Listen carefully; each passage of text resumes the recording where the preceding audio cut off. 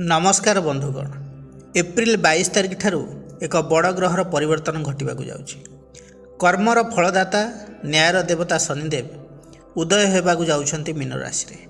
शनिकर उदयर अर्थ जीवन में नुआ परिवर्तन, लुचिथिबा सत्यर प्रकाश एवं कर्म अनुसार फल मिलिबार समय।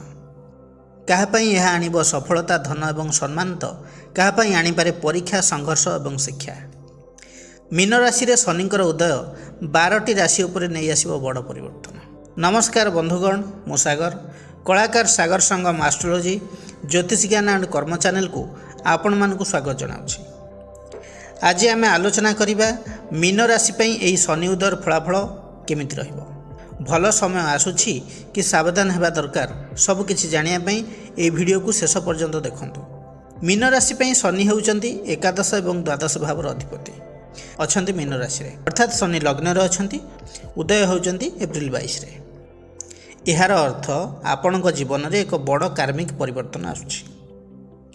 प्रथमे जानिबा क्यारियर एवं प्रोफेशन विषय रे। शनि लग्न रे थिबारु आपणकु काम रे अधिक दायित्व मिलिबो।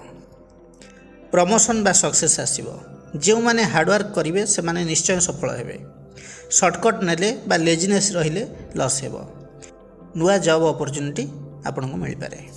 एबे जानिबा फाइनेंस विषय रे। शनि एकादश भावर अधिपति हेतिबारु इनकम रो सोर्स बढ़िबो, किंतु द्वादशपति हेतिबारु एक्सपेंसेस बढ़िबो। सेविंग्स करिबा आवश्यक। फॉरेन सोर्स रु इनकम आसी पारे।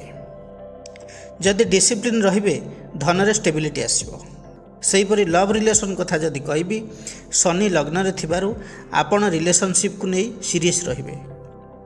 कैजुअल लव ब्रेक हो जाई पारे। ट्रू रिलेशनशिप स्ट्रंग हेबो। विवाह पई प्रपोजल आसीबो, किंतु प्रोसेसिंग डिले हेबो। पारिवारिक तथा व्यक्तिगत जीवन रे आपण अधिक इंट्रोवर्ट हो पारंती। केबे केबे लोनलीनेस फील करि पारंती। फैमिली सहित मिसअंडरस्टैंडिंग हेबार संभावना रही। पेशेंस सहित काम बिहेवियर रहिबा दरकार। शनि लग्न रे थिबारु हेल्थ रे किछि चैलेंजेस आसी पारे।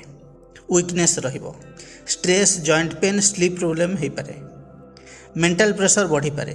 आ हाँ, शनि मध्य द्वादश भावर अधिपति अछंती लग्न रे। हॉस्पिटल रे खर्च हो पारे।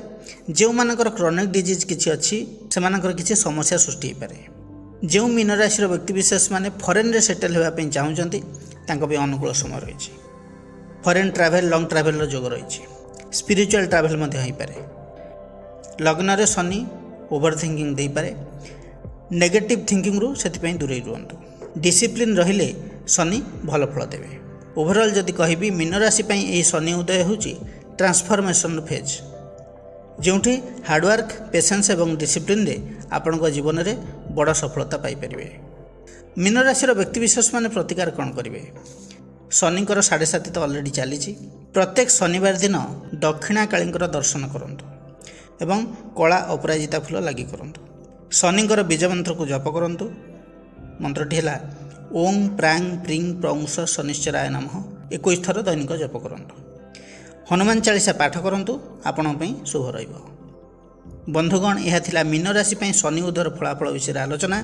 जदि वीडियोटी भल लगी थाए तेबे लाइक, कमेंट, शेयर करिया पई जमार भी भूलिबे नाही। पुणी आसीबी नुआ एक अध्याय को नहीं। से पर्यंत रहूची नमस्कार।